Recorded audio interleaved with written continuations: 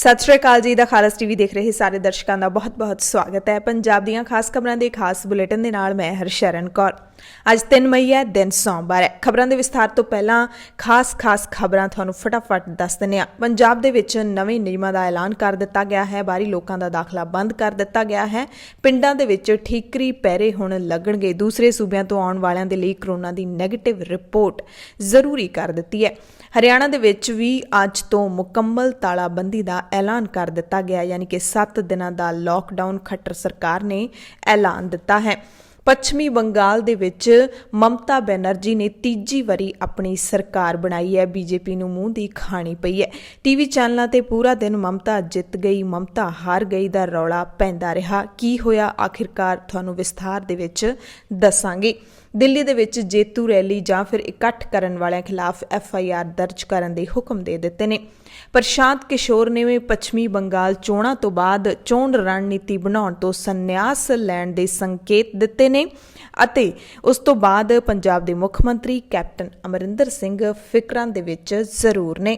ਬੰਗਾਲ ਚੋਣਾਂ ਦੇ ਵਿੱਚ ਬੀਜੇਪੀ ਦੀ ਹਾਰ ਨੂੰ ਕਿਸਾਨੀ ਸੰਘਰਸ਼ ਦੀ ਜਿੱਤ ਕਰਾਰ ਦਿੱਤਾ ਹੈ। ਮੋਰਚਿਆਂ ਦੇ ਉੱਤੇ ਕਿਸਾਨਾਂ ਨੇ ਲੱਡੂ ਵੰਡ ਕੇ ਭਾਜਪਾ ਦੀ ਹਾਰ ਦੀਆਂ ਖੁਸ਼ੀਆਂ ਮਨਾਈਆਂ ਨੇ। ਪੰਥ ਚੋਂ ਛੇਕੇ ਸੁੱਚਾ ਸਿੰਘ ਲੰਗਾਹ ਨੂੰ ਮਾਫੀ ਮਿਲਣ ਦੇ ਕੋਈ ਆਸਾਰ ਨਹੀਂ, ਕਿਉਂਕਿ ਲੰਗਾਹ ਦਾ ਪੁੱਤ ਤੇ ਸਾਥੀ ਹੈਰੋਇਨ ਪੀਂਦੇ ਗ੍ਰਿਫਤਾਰ ਕੀਤੇ ਗਏ ਨੇ। ਪੰਜਾਬ ਦੇ ਵਿੱਚ ਕਿਸਾਨ ਬੀਬੀਆਂ ਹੁਣ ਜਾਗੋ ਕੱਢ ਰਹੀਆਂ ਨੇ। ਜਾਗੋ ਮਾਰਚ ਕੱਢ ਕੇ ਲੋਕਾਂ ਨੂੰ ਹਲੂਣੇ ਦਿੱਤੇ ਜਾ ਰਹੇ ਨੇ। ਲੋਕਾਂ ਨੂੰ ਜਗਾਇਆ ਜਾ ਰਿਹਾ ਹੈ ਕਿ ਦਿੱਲੀ ਪਹੁੰਚੋ, ਮੋਰਚਿਆਂ ਦੇ ਵਿੱਚ ਪਹੁੰਚੋ। ਇਜ਼ਰਾਈਲ ਨੇ ਵੀ ਭਾਰਤ ਦੀ ਯਾਤਰਾ ਕਰਨ ਤੇ ਪਾਬੰਦੀ ਲਾ ਦਿੱਤੀ ਹੈ। ਮੋਦੀ ਸਰਕਾਰ ਨੇ ਹਾਈ ਕੋਰਟ ਨੂੰ ਆਪਣਾ ਉਹ ਹੁਕਮ ਵਾਪਸ ਲੈਣ ਦੀ ਅਪੀਲ ਕੀਤੀ ਹੈ, ਜਿਸ ਵਿੱਚ ਹਾਈ ਕੋਰਟ ਨੇ ਸਰਕਾਰ ਨੂੰ ਅਦਾਲਤੀ ਹੱਤਕ ਦੀ ਕਾਰਵਾਈ ਦੀ ਚੇਤਾਵਨੀ ਦਿੱਤੀ ਸੀ। ਹਰਿਆਣਾ ਦੇ ਵਿੱਚ ਮੁੱਖ ਮੰਤਰੀ ਮਨੋਹਰ ਲਾਲ ਖੱਟਰ ਨੂੰ ਕਾਲੇ ਝੰਡੇ ਦਿਖਾਉਣ ਪਹੁੰਚੇ ਕਿਸਾਨਾਂ ਖਿਲਾਫ ਲਾਠੀ ਚਾਰਜ ਕੀਤਾ ਗਿਆ। ਪੁਲਿਸ ਨੇ ਕਿਹਾ ਕਿ ਤਾਲਾਬੰਦੀ ਦੇ ਨਿਯਮਾਂ ਦੀ ਉਲੰਘਣਾ ਕੀਤੀ ਹੈ। ਪੰਜਾਬ ਦੀਆਂ ਖਾਸ ਖਬਰਾਂ ਦੇ ਖਾਸ ਬੁਲੇਟਿਨ ਦੇ ਵਿੱਚ ਹੁਣ ਖਬਰਾਂ ਵਿਸਥਾਰ ਦੇ ਨਾਲ। ਸਭ ਤੋਂ ਪਹਿਲਾਂ ਪੰਜਾਬ ਦੇ ਵਿੱਚ ਨਵੇਂ ਐਲਾਨੇ ਗਏ ਨਿਯਮਾਂ ਦੀ ਗੱਲ ਕਰਾਂਗੇ। ਪੰਜਾਬ ਸਰਕਾਰ ਨੇ ਕੋਵਿਡ ਮਹਾਮਾਰੀ ਦੇ ਮੱਦੇਨਜ਼ਰ ਪੰਜਾਬ 'ਚ ਪਾਬੰਦੀਆਂ ਦਾ ਘੇਰਾ ਹੋਰ ਸਖਤ ਕਰ ਦਿੱਤਾ ਹੈ। ਇਸ ਨੂੰ ਇੱਕ ਤਰੀਕੇ ਦੇ ਨਾਲ ਲਾਕਡਾਊਨ ਹੀ ਕਿਹਾ ਜਾ ਸਕਦਾ ਹੈ।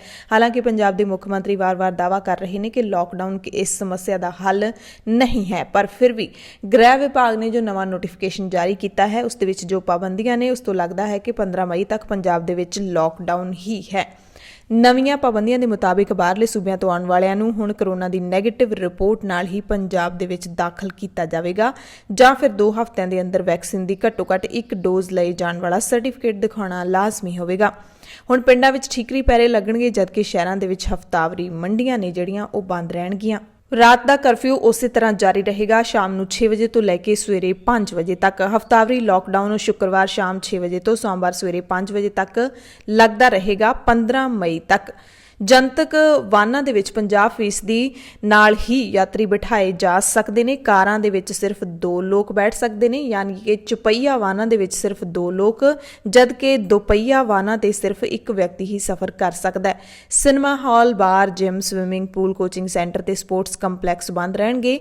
ਰੈਸਟੋਰੈਂਟ ਵਗੈਰਾ ਤੋਂ ਰਾਤ 9 ਵਜੇ ਤੱਕ ਸਿਰਫ ਹੋਮ ਡਿਲੀਵਰੀ ਹੋ ਸਕਦੀ ਹੈ। ਟੇਕਵੇ ਯਾਨੀ ਕਿ ਜਾ ਕੇ ਵੀ ਤੁਸੀਂ ਖਾਣਾ ਲੈ ਸਕਦੇ ਹੋ, ਪਰ ਤੁਸੀਂ ਇਹਨਾਂ ਦੇ ਅੰਦਰ ਬਹਿ ਕੇ ਨਹੀਂ ਖਾ ਸਕਦੇ। ਸਕੂਲਾਂ ਤੇ ਕਾਲਜਾਂ ਸਮੇਤ ਸਾਰੇ ਵਿਦਿਅਕ ਅਦਾਰੇ 15 ਮਈ ਤੱਕ ਬੰਦ ਰਹਿਣਗੇ, ਜਦਕਿ ਮੈਡੀਕਲ ਤੇ ਨਰਸਿੰਗ ਕਾਲਜ ਖੁੱਲ੍ਹੇ ਰਹਿਣਗੇ। ਸਾਰੀਆਂ ਪ੍ਰੀਖਿਆਵਾਂ ਮੁਲਤਵੀ ਕਰ ਦਿੱਤੀਆਂ ਗਈਆਂ ਨੇ।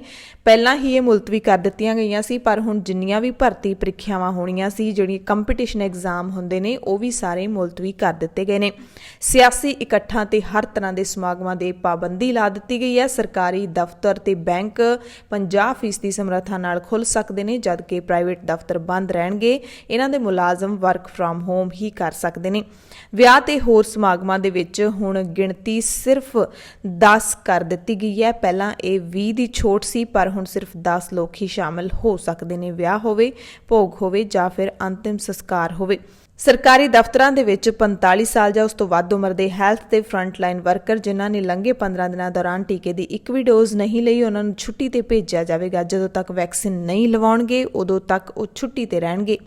ਮਾਲ ਮਹਿਕਮੇ ਨੂੰ ਵੀ ਹਦਾਇਤ ਦਿੱਤੀ ਗਈ ਹੈ ਕਿ ਆਮ ਲੋਕਾਂ ਨੂੰ ਸੰਪत्ति ਦੀ ਵੇਚ ਵਟਤ ਦੀ ਰਜਿਸਟਰੀ ਲਈ ਘੱਟੋ ਘੱਟ ਰਜਿਸਟਰੀਆਂ ਲਈ ਅਗਾਊਂ ਸਮਾਂ ਦਿੱਤਾ ਜਾਵੇ। ਸਰਕਾਰੀ ਦਫ਼ਤਰਾਂ ਦੇ ਵਿੱਚ ਪਬਲਿਕ ਡੀਲਿੰਗ ਘਟਾ ਕੇ ਲੋਕ ਸ਼ਿਕਾਇਤਾਂ ਆਨਲਾਈਨ ਢੰਗ ਦੇ ਨਾਲ ਸੁਣੀਆਂ ਜਾਣ ਤੇ ਦੂਰ ਕੀਤੀਆਂ ਜਾਣ, ਇਹ ਕਿਹਾ ਪੰਜਾਬ ਦੇ ਮੁੱਖ ਮੰਤਰੀ ਕੈਪਟਨ ਅਮਰਿੰਦਰ ਸਿੰਘ ਨੇ। ਹਰਿਆਣਾ ਦੀ ਮਨੋਹਰ ਲਾਲ ਖੱਟਰ ਸਰਕਾਰ ਨੇ ਅੱਜ ਤੋਂ ਪੂਰੇ ਹਰਿਆਣਾ ਦੇ ਵਿੱਚ ਮੁਕੰਮਲ ਤਾਲਾਬੰਦੀ ਦਾ ਐਲਾਨ ਕੀਤਾ ਹੈ। 7 ਦਿਨਾਂ ਦੇ ਲਈ ਹਰਿਆਣਾ ਦੇ ਵਿੱਚ ਲਾਕਡਾਊਨ ਰਹੇਗਾ।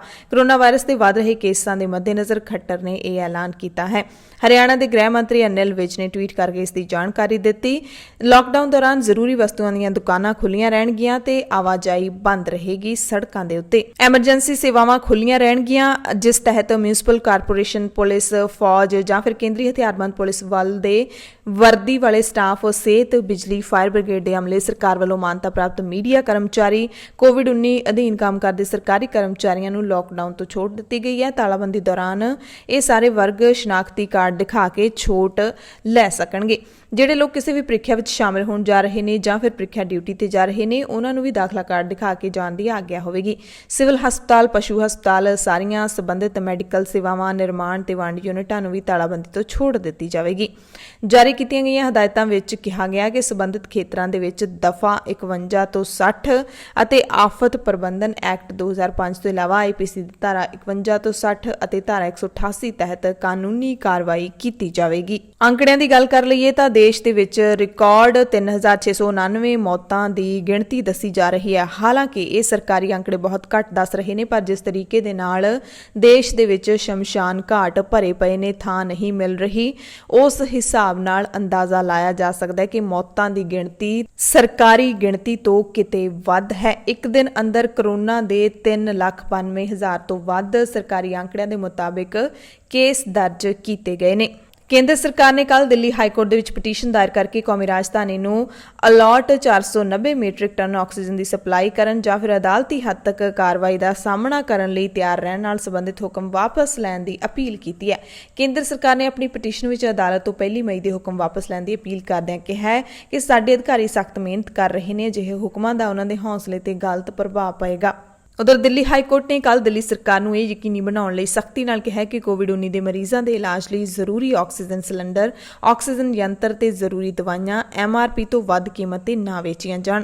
ਦਿੱਲੀ ਸਰਕਾਰ ਨੂੰ ਇਹ ਵੀ ਕਿਹਾ ਅਦਾਲਤ ਨੇ ਕਿ ਜਿਹੜੇ ਲੋਕ ਇਸ ਜਮਾਖੋਰੀ ਦੇ ਵਿੱਚ ਦੋਸ਼ੀ ਪਾਏ ਜਾਂਦੇ ਨੇ, ਉਹਨਾਂ ਖਿਲਾਫ ਕੇਸ ਦਰਜ ਕੀਤੇ ਜਾਣ। ਉਹਨਾਂ ਦੇ ਨਾਲ ਦੀ ਨਾਲ ਕਾਰਵਾਈ ਦਾ ਸਾਹਮਣਾ ਕਰਨ ਲਈ ਉਹਨਾਂ ਨੂੰ ਅਦਾਲਤ ਦੇ ਸਾਹਮਣੇ ਪੇਸ਼ ਕੀਤਾ ਜਾਵੇ।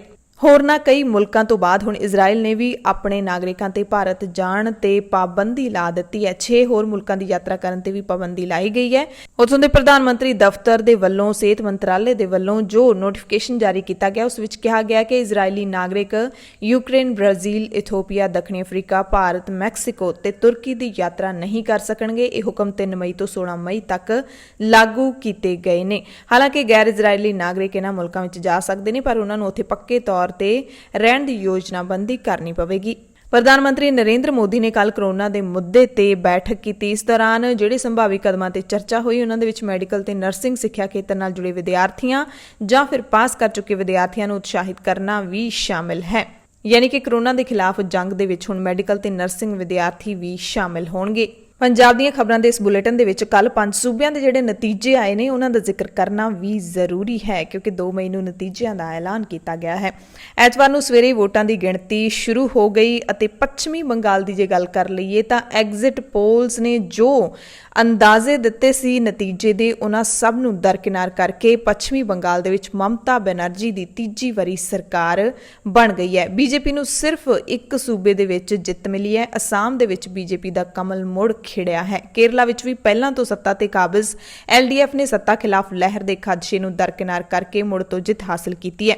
ਤਾਮਿਲਨਾਡੂ ਤੇ ਪੁਡੂਚੇਰੀ ਵਿੱਚ ਵੋਟਰਾਂ ਨੇ ਸੱਤਾ ਧਿਰ ਦੇ ਖਿਲਾਫ ਫਤਵਾ ਦਿੱਤਾ ਹੈ, ਜਿਸ ਤਹਿਤ ਤਾਮਿਲਨਾਡੂ ਦੇ ਵਿੱਚ AIADMK ਨੇ ਵਿਰੋਧੀ ਧਿਰ DMK ਦੀ ਅਗਵਾਈ ਵਾਲੇ ਗੱਠਜੋੜ ਲਈ ਸੱਤਾ ਦਾ ਰਾਹ ਛੱਡਣ ਦੀ ਤਿਆਰੀ ਕਰ ਲਈ ਹੈ। ਪੁਡੂਚੇਰੀ ਵਿੱਚ AINRC ਦੀ ਅਗਵਾਈ ਵਿੱਚ ਕੌਮੀ ਜਮਹੂਰੀ ਗੱਠਜੋੜ ਹੈ ਜਿਹੜਾ ਉਹ ਸੱਤਾ ਵੱਲ ਵਧਿਆ ਹੈ, ਯਾਨੀ ਕਿ NDA ਗੱਠਜੋੜ ਸੱਤਾ ਵੱਲ ਵਧਿਆ ਹੈ। ਪੱਛਮੀ ਬੰਗਾਲ ਦੀਆਂ 292 ਸੀਟਾਂ ਵਿੱਚੋਂ ਦੇਰ ਰਾਤ ਤੱਕ 216 ਸੀਟਾਂ ਤ੍ਰਿਣਮੂਲ ਕਾਂਗਰਸ ਦੇ ਹਿੱਸੇ ਵਿੱਚ ਆਈਆਂ ਸੀ, ਜਿਨ੍ਹਾਂ ਵਿੱਚੋਂ 93 ਸੀਟਾਂ ਤੇ ਪਾਰਟੀ ਜਿੱਤ ਹਾਸਲ ਕਰ ਚੁੱਕੀ ਸੀ। 123 ਸੀਟਾਂ ਤੇ ਅੱਗੇ ਚੱਲ ਰਹੀ ਸੀ, ਜਦਕਿ ਬਹੁਮਤ ਸਾਬਿਤ ਕਰਨ ਲਈ ਪਾਰਟੀ ਨੂੰ ਸਿਰਫ 147 ਸੀਟਾਂ ਦੀ ਹੀ ਲੋੜ ਹੈ। ਯਾਨੀ ਕਿ ਪੱਛਮੀ ਬੰਗਾਲ ਦੇ ਵਿੱਚ ਜਿੱਤ ਤਾਂ ਦੁਪਹਿਰ ਤੱਕ ਹੀ ਸੰਭਵ ਹੋ ਗਈ ਸੀ, ਜਿਸ ਤੋਂ ਬਾਅਦ ਸਭ ਨੇ ਮਮਤਾ ਦੀਦੀ ਨੂੰ ਵਧਾਈਆਂ ਦੇਣੀਆਂ ਸ਼ੁਰੂ ਕਰ ਦਿੱਤੀਆਂ ਸੀ। ਹਾਲਾਂਕਿ ਮਮਤਾ ਬੈਨਰਜੀ ਨੂੰ ਆਪਣੀ ਖੁਦ ਦੀ ਨੰਦੀਗ੍ਰਾਮ ਸੀਟ ਤੇ ਹਾਰ ਦਾ ਸਾਹਮਣਾ ਕਰਨਾ ਪਿਆ। ਪੂਰਾ ਦਿਨ ਮਮਤਾ ਜਿੱਤ ਗਈ, ਮਮਤਾ ਹਾਰ ਗਈ ਦਾ ਰੌਲਾ ਪੈਂਦਾ ਰਿਹਾ ਤੇ ਬਾਅਦ ਵਿੱਚ ਐਲਾਨ ਕਰ ਦਿੱਤਾ ਗਿਆ ਸੀ ਚੋਣ ਕਮਿਸ਼ਨ ਦੇ ਵੱਲੋਂ ਰਸਮੀ ਤੌਰ ਤੇ ਕਿ ਮਮਤਾ ਨੰਦੀਗ੍ਰਾਮ ਸੀਟ ਹਾਰ ਗਈ ਹੈ ਤੇ ਬੀਜੇਪੀ ਉਮੀਦਵਾਰ ਸ਼ੁਭੇਂਦੂ ਅਧਿਕਾਰੀ ਜਿੱਤ ਗਿਆ ਹੈ।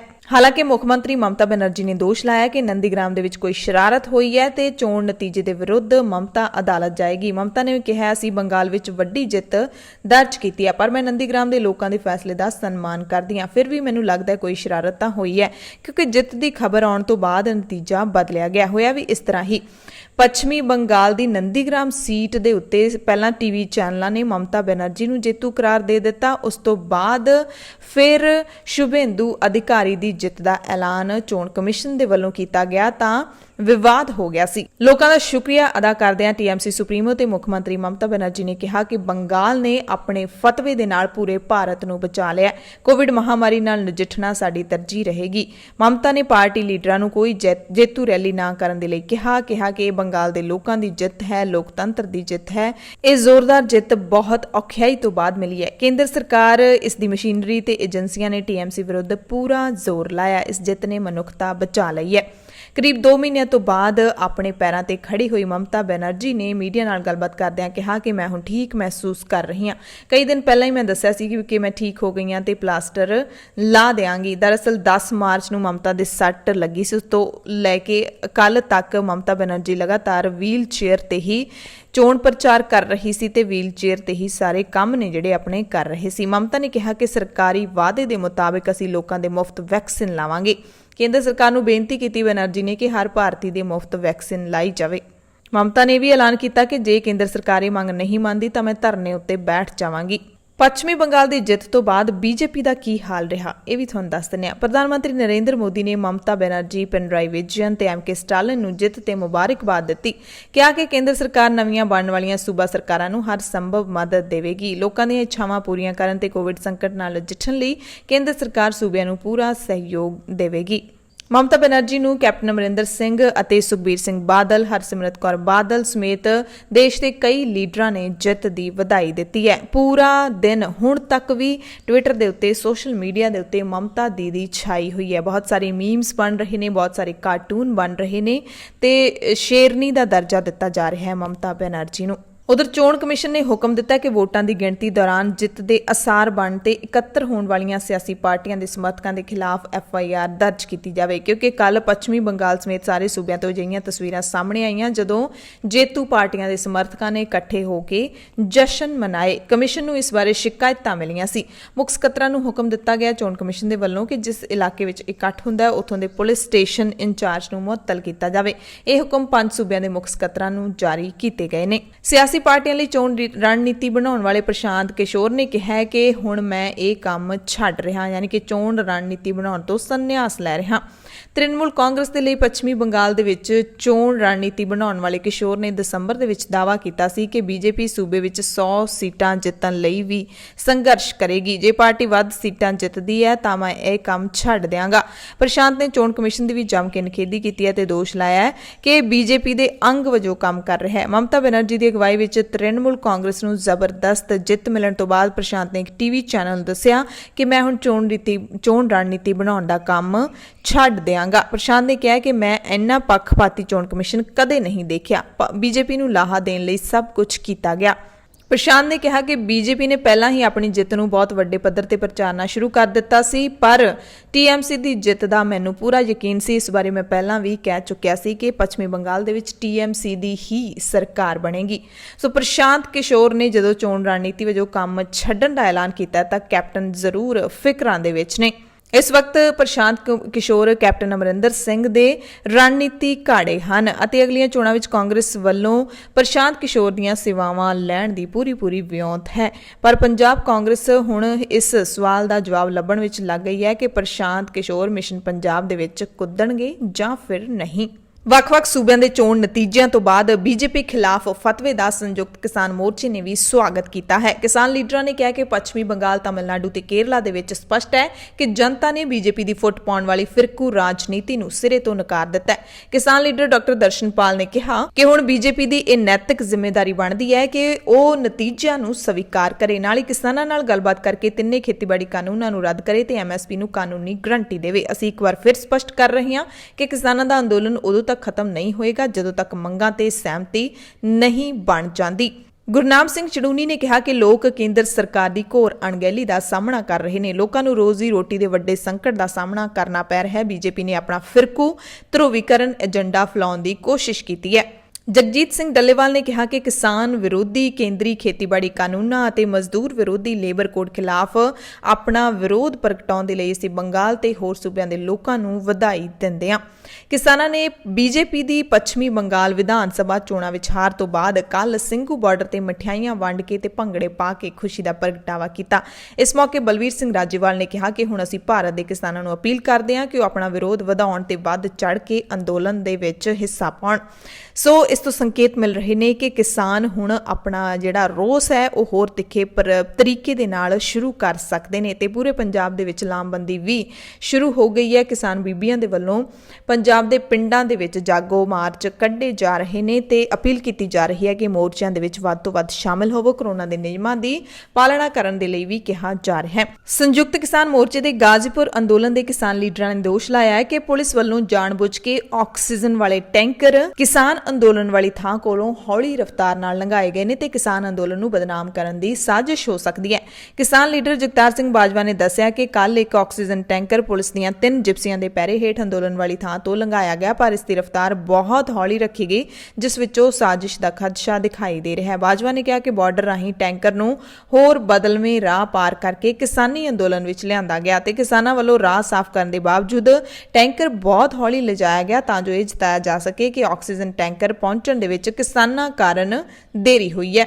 ਸੋ ਪੱਛਮੀ ਬੰਗਾਲ ਦੇ ਚੋਣ ਨਤੀਜਿਆਂ ਦੀ ਕਿਸਾਨ ਮੋਰਚੇ ਦੇ ਵਿੱਚ ਧਮਕ ਜ਼ਰੂਰ ਪਈ ਹੈ ਤੇ ਵਿਧਾਨ ਸਭਾ ਚੋਣਾਂ ਵਿੱਚ ਬੀਜੇਪੀ ਦੀ ਹਾਰ ਨੇ ਕਿਸਾਨਾਂ ਦੇ ਵਿੱਚ ਨਵਾਂ ਜੋਸ਼ ਭਰਿਆ ਹੈ ਤੇ ਕੇਂਦਰ ਸਰਕਾਰ ਨਾਲ ਗੱਲਬਾਤ ਦੀ ਖੜੋਤ ਟੁੱਟਣ ਦੇ ਵੀ ਆਸਾਰ ਹੁਣ ਬਣੇ ਨੇ। ਪਰ ਕੇਂਦਰ ਸਰਕਾਰ ਕੀ ਕਰਦੀ ਹੈ ਹੁਣ ਇਸ ਤੇ ਹਾਲੇ ਦੇਖਣਾ ਕਾਫੀ ਅਹਿਮ ਰਹੇਗਾ, ਕਿਉਂਕਿ ਹੁਣ ਤੱਕ ਤਾਂ ਕਿਸਾਨਾਂ ਨੂੰ ਇਹੀ ਬਾਰ-ਬਾਰ ਖਦਸ਼ਾ ਜਿਹੜਾ ਲੱਗ ਰਿਹਾ ਹੈ ਕਿ ਕੇਂਦਰ ਸਰਕਾਰ ਕਰੋਨਾ ਦੀ ਆੜ ਦੇ ਵਿੱਚ ਕਿਸਾਨਾਂ ਨੂੰ ਇੱਥੋਂ ਉਠਾਉਣ ਦੀ ਤਾਕ ਦੇ ਵਿੱਚ ਹੈ। ਪਰ ਕਿਸਾਨ ਕਰੋਨਾ ਨਿਯਮਾਂ ਦੀ ਲਗਾਤਾਰ ਪਾਲਣਾ ਕਰ ਰਹੇ ਨੇ ਤੇ ਰਿਕਾਰਡ ਹੈ ਕਿ ਹਾਲੇ ਤੱਕ ਮੋਰਚਿਆਂ ਦੇ ਵਿੱਚ ਕਿਸੇ ਵੀ ਕਿਸਾਨ ਦੀ ਕਰੋਨਾ ਨਾਲ ਮੌਤ ਦੀ ਕੋਈ ਖਬਰ ਨਹੀਂ ਆਈ ਹੈ ਤੇ ਨਾ ਹੀ ਕਿਸੇ ਕਿਸਾਨ ਦੇ ਕਰੋਨਾ ਪੋਜ਼ਿਟਿਵ ਹੋਣ ਦੀਆਂ ਖਬਰਾਂ ਮਿਲੀਆਂ ਨੇ।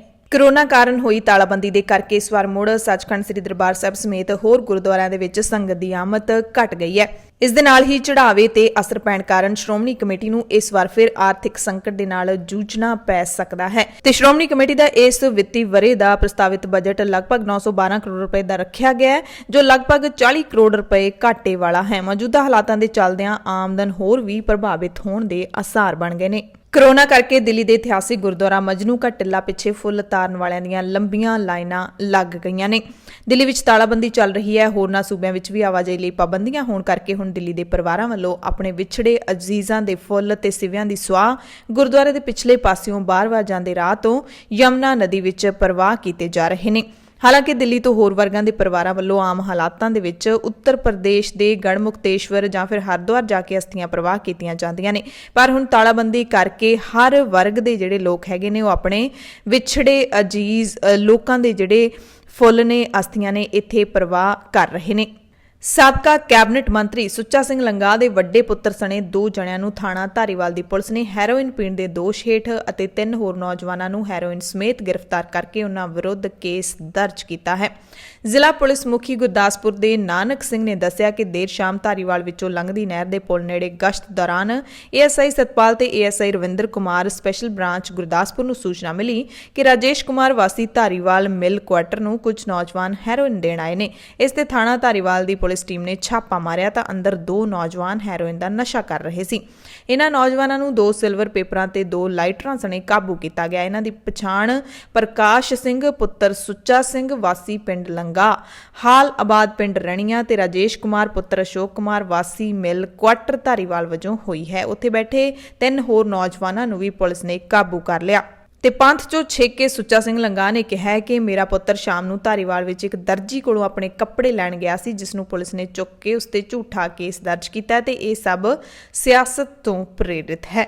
ਸੋ ਸੁੱਚਾ ਸਿੰਘ ਲੰਗਾ ਦੀਆਂ ਮੁਸ਼ਕਲਾਂ ਘਟਦੀਆਂ ਨਜ਼ਰ ਨਹੀਂ ਆ ਰਹੀਆਂ। ਪਿਛਲੇ ਦਿਨੀ ਸੁੱਚਾ ਸਿੰਘ ਲੰਗਾ ਦਾ ਜਿਹੜਾ ਪੁੱਤ ਹੈ ਉਹ ਅਕਾਲ ਤਖਤ ਸਾਹਿਬ ਵਿਖੇ ਆਪਣੇ ਦਾਦਾ ਦਾਦੀ ਦੀ ਅਪੀਲ ਲੈ ਕੇ ਪਹੁੰਚਿਆ ਸੀ। ਯਾਨੀ ਕਿ ਸੁੱਚਾ ਸਿੰਘ ਲੰਗਾ ਦੇ ਮਾਤਾ ਪਿਤਾ ਨੇ, ਬਜ਼ੁਰਗ ਮਾਤਾ ਪਿਤਾ ਨੇ ਅਕਾਲ ਤਖਤ ਸਾਹਿਬ ਨੂੰ ਅਪੀਲ ਕੀਤੀ ਹੈ ਕਿ ਸਾਡੇ ਪੁੱਤਰ ਨੂੰ ਮਾਫੀ ਦਿੱਤੀ ਜਾਵੇ ਤੇ ਹੁਣ ਇਹ ਮਾਫੀ ਲੱਗਦਾ ਨਹੀਂ ਕਿ ਮਿਲੂਗੀ ਇਸ ਕਾਰਵਾਈ ਤੋਂ ਬਾਅਦ।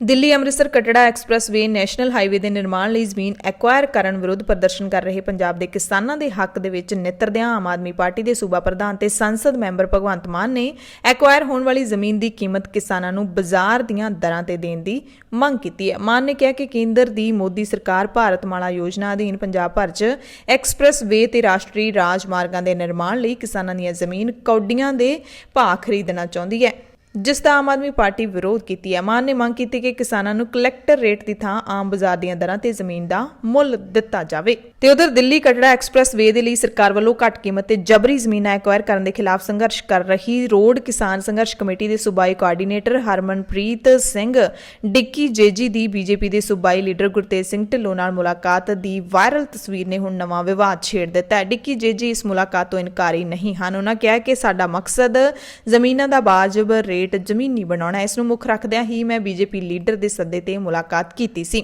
ਉਹਨਾਂ ਮੁਤਾਬਕ ਗੁਰਤੇਜ ਢਿੱਲੋਂ ਵੱਲੋਂ ਕੇਂਦਰੀ ਮੰਤਰੀ ਨਿਤਿਨ ਗਡਕਰੀ ਨਾਲ ਮੁਲਾਕਾਤ ਕਰਕੇ ਮਸਲਾ ਹੱਲ ਕਰਵਾਇਆ ਜਾ ਸਕਦਾ ਹੈ ਤੇ ਕੇਂਦਰੀ ਮੰਤਰੀ ਨਿਤਿਨ ਗਡਕਰੀ ਨਾਲ ਚੰਗੇ ਸੰਬੰਧ ਰੱਖਣ ਵਾਲੇ ਬੀਜੇਪੀ ਲੀਡਰ ਗੁਰਤੇਜ ਢਿੱਲੋਂ ਨੇ ਕਿਹਾ ਕਿ ਮੈਂ ਹੀ ਡਿੱਕੀ ਜੇਜੀ ਨੂੰ ਮਸਲਾ ਹੱਲ ਕਰਵਾਉਣ ਦੀ ਗੱਲ ਆਖੀ ਸੀ। ਉਹਨਾਂ ਕਿਹਾ ਕਿ ਜ਼ਮੀਨਾਂ ਐਕਵਾਇਰ ਕਰਨ ਸੰਬੰਧੀ ਬਣਿਆ ਮਸਲਾ ਉਹ ਗਡਕਰੀ ਨੂੰ ਮਿਲ ਕੇ ਹੱਲ ਕਰਵਾਉਣਗੇ।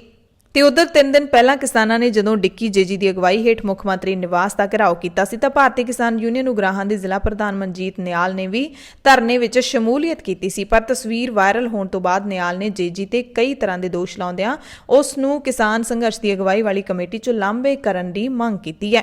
ਤੇ ਮਨਜੀਤ ਨਿਆਲ ਵੱਲੋਂ ਲਾਏ ਗਏ ਦੋਸ਼ਾਂ ਬਾਰੇ ਡਿੱਕੀ ਜੇਜੀ ਨੇ ਕਿਹਾ ਕਿ ਹੁਣ ਉਗਰਾਹਾਂ ਧੜਾ ਵੀ ਇਸ ਗੱਲ ਲਈ ਪਾਬੰਦ ਰਹੇ ਕਿ ਕਿਸੇ ਕਿਸਾਨੀ ਜਾਂ ਹੋਰ ਮਸਲੇ ਨੂੰ ਲੈ ਕੇ ਉਹ ਬੀਜੇਪੀ ਲੀਡਰ ਨਾਲ ਮੁਲਾਕਾਤ ਨਹੀਂ ਕਰਨਗੇ। ਪੰਜਾਬ ਦੀਆਂ ਖਾਸ ਖਬਰਾਂ ਦੇ ਖਾਸ ਬੁਲੇਟਿਨ ਦੇ ਵਿੱਚ ਤੁਹਾਡੇ ਸਭ ਤੋਂ ਇਜਾਜ਼ਤ ਚਾਹੁੰਦੇ ਹਾਂ। ਤੁਸੀਂ ਸਾਰੇ ਆਪਣਾ ਧਿਆਨ ਰੱਖਿਓ। ਤੁਹਾਨੂੰ ਸਭ ਨੂੰ ਅਪੀਲ ਕਰਦੇ ਹਾਂ ਕਿ ਤੁਸੀਂ ਜਿਹੜੇ ਲੋਕ ਠੀਕ ਹੈਗੇ ਨੇ, ਸਿਹਤਮੰਦ ਹੈਗੇ ਨੇ, ਉਹ ਫਾਲਤੂ ਦਵਾਈਆਂ ਨਾ ਖਾਓ। ਆਪਣੀ ਮਰਜ਼ੀ ਦੇ ਮੁਤਾਬਿਕ ਡਾਕਟਰ ਦੀ ਸਲਾਹ ਤੋਂ ਬਿਨਾਂ ਕੋਈ ਦਵਾਈ ਨਾ ਖਾਓ, ਨਾ ਹੀ ਆਪਣੇ ਘਰ ਦੇ ਵਿੱਚ ਦਵਾਈਆਂ ਦਾ ਭੰਡਾਰ ਕਰਕੇ ਰੱਖੋ, ਕਿਉਂਕਿ ਡਾਕਟਰ ਇਹ ਮੰਨਦੇ ਨੇ, ਇਹ ਦੱਸ ਰਹੇ ਨੇ ਕਿ ਜ਼ਿਆਦਾਤਰ ਜਿਹੜੀਆਂ ਮੌਤਾਂ ਹੈਗੀਆਂ ਨੇ ਦਿਲ ਦਾ ਦੌਰਾ ਪੈਣ ਕਾਰਨ ਹੋ ਰਹੀਆਂ ਨੇ।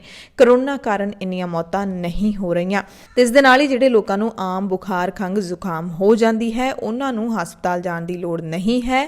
ਇਹ ਨਾਰਮਲ ਹਰ ਇਨਸਾਨ ਨੂੰ ਜਨਮ ਤੋਂ ਲੈ ਕੇ ਹੁੰਦੀਆਂ ਨਿੱਕੀਆਂ ਬਿਮਾਰੀਆਂ ਨੇ, ਇਹਨਾਂ ਤੋਂ ਇੰਨਾ ਘਬਰਾਉਣ ਦੀ ਲੋੜ ਨਹੀਂ ਹੈ। ਹਸਪਤਾਲਾਂ ਦੇ ਹਾਲਾਤ ਤੁਸੀਂ ਦੇਖ ਪਾ ਰਹੇ ਹੋ, ਹਸਪਤਾਲਾਂ ਦੇ ਵਿੱਚ ਉਸ ਤਰ੍ਹਾਂ ਦੇ ਪ੍ਰਬੰਧ ਨਹੀਂ ਕਰ ਪਾ ਰਿਹਾ ਸਿਹਤ ਮਹਿਕਮਾ ਕਿ ਤੁਸੀਂ ਉੱਥੇ ਜਾ ਕੇ ਸੁਰੱਖਿਅਤ ਰਹਿ ਸਕੋ। ਸੋ ਆਪਣਾ ਧਿਆਨ ਰੱਖੋ, ਆਪਣੇ ਪਰਿਵਾਰ ਦਾ ਧਿਆਨ ਰੱਖੋ, ਮਾਸਕ ਪਾ ਕੇ ਬਾਹਰ ਨਿਕਲਿਆ ਕਰੋ। ਪੰਜਾਬ ਨੇ ਜੋ ਨਵੇਂ ਹੁਕਮ ਜਾਰੀ ਕੀਤੇ ਨੇ ਪੰਜਾਬ ਸਰਕਾਰ ਨੇ, ਉਹਨਾਂ ਨੂੰ ਤੁਸੀਂ ਦੁਬਾਰਾ ਸੁਣ ਸਕਦੇ ਹੋ ਬੁਲੇਟਿਨ ਦੇ ਸ਼ੁਰੂ ਦੇ ਵਿੱਚ ਜਾ ਕੇ, ਤੇ ਉਹਨਾਂ ਦਾ ਜ਼ਰੂਰ ਧਿਆਨ ਰੱਖਿਓ। ਧੰਨਵਾਦ।